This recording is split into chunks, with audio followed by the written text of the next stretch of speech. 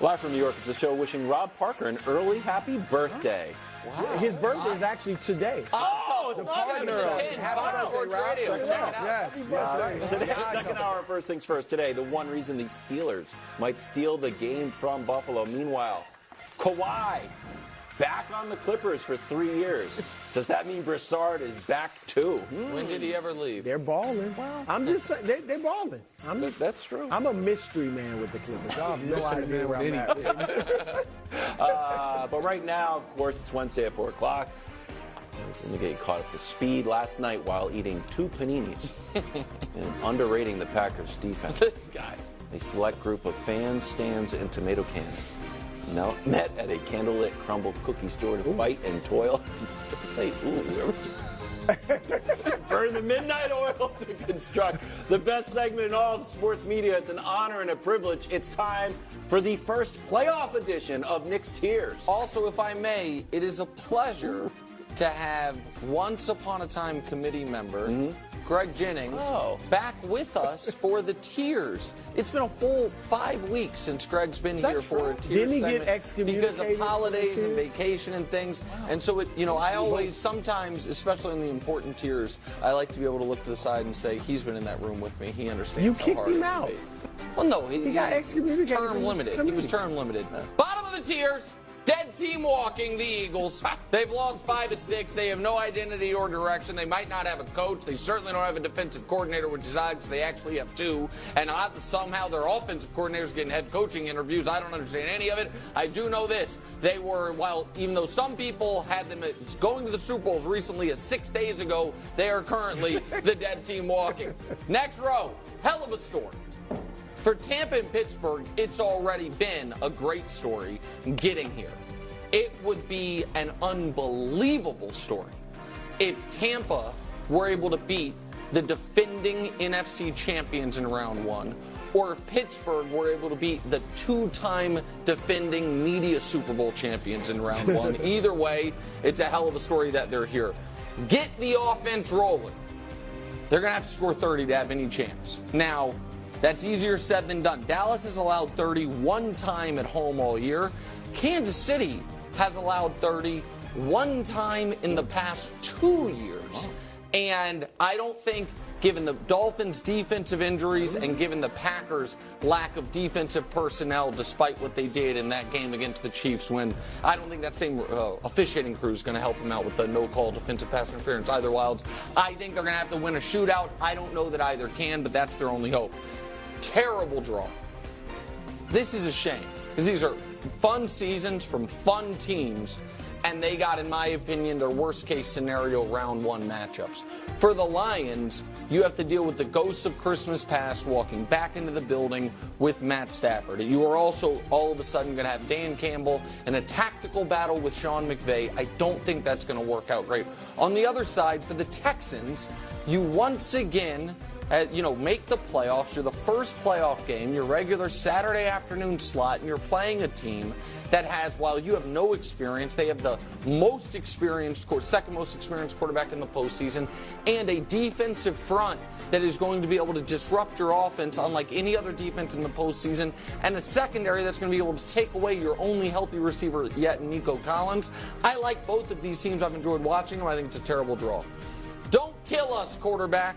This goes in both directions. Listen, both these teams should be able to win round 1 based on defense and running game alone. However, Joe Flacco, despite the fact it's been a wonderful story, leads the NFL in interceptions since he took over as the starting quarterback for the Cleveland Browns. Meanwhile, Josh Allen has 22 giveaways on the season. Only Wilds guy Sam Howell has more. You need Flacco and Allen to make big plays to win your round 2 games. To win your round 1 games, you just need them not to make big mistakes given what you're up against. Prepare the busts. This is what Brew and I got so argumentative about in the morning call. If the Los Angeles Rams win the Super Bowl, Sean McVay and Matt Stafford are Hall of Famers. McVay's it now, too? Well, yes, Sean McVay would have been to 3 Super Bowls and won 2. He could walk away and be Hall of Famer. The late, great John Madden went to one Super Bowl in a short career, walked away, made it, he would be in. And Stafford just made his second Pro Bowl, and I know that surprised people. He only made one before. But if he has the numbers, if he has 2 Super Bowls, that he's in. Deja vu. Great defense, a ton of weapons, a good draw. Don't let it happen again.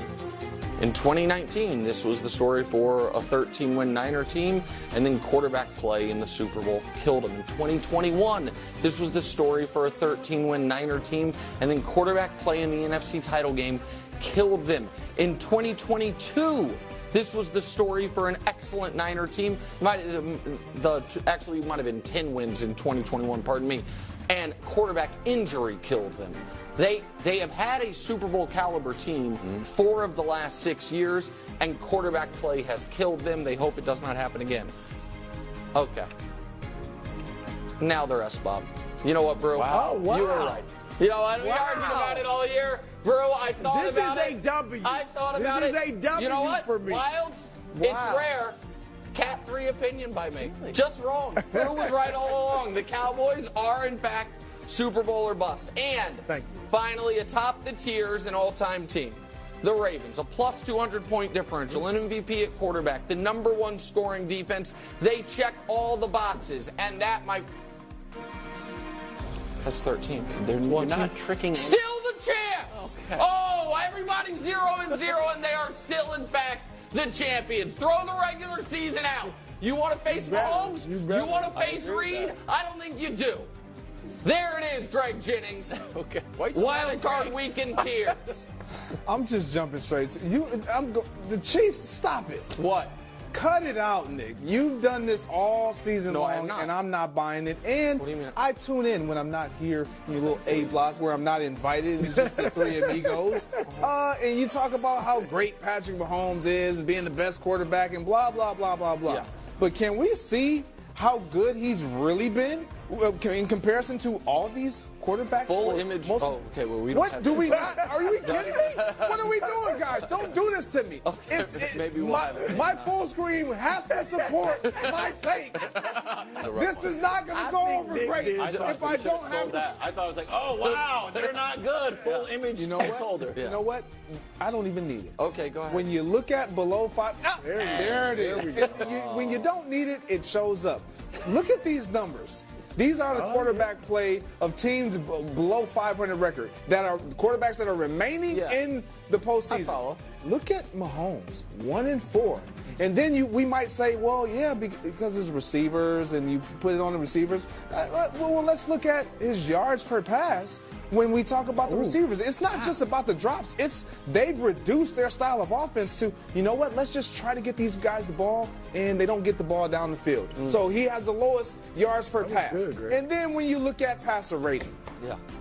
Patrick Mahomes is great, right? Oh, wait. Wow. Jared Goff is all the way to the right at 87. Stafford, 80. Woo, where's Mahomes? Mahomes finally show. This is, look, we can act as though this is the Mahomes of old. This is the Kansas City of old. They're not, Nick. Okay. And you will find out sooner rather than later. The Chiefs should not be a top 10 team. Excuse me, I'm allergic to nonsense. All right, so I'm going to bring up a dynasty of yore. So, Greg, you were a basketball player, and you're certainly a basketball fan.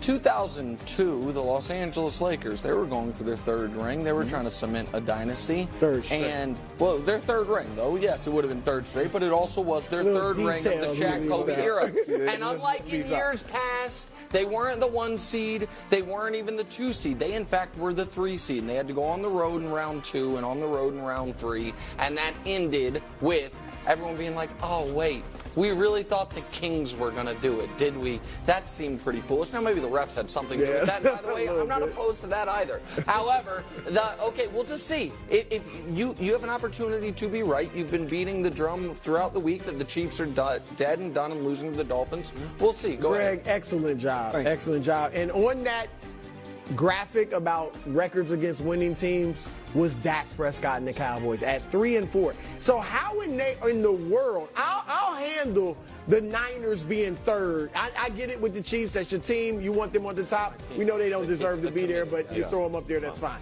Ravens, yes. How in the world are the Cowboys ahead of the San Francisco 49ers? I know. Niners 5-3 against teams with winning records. Cowboys 3-4.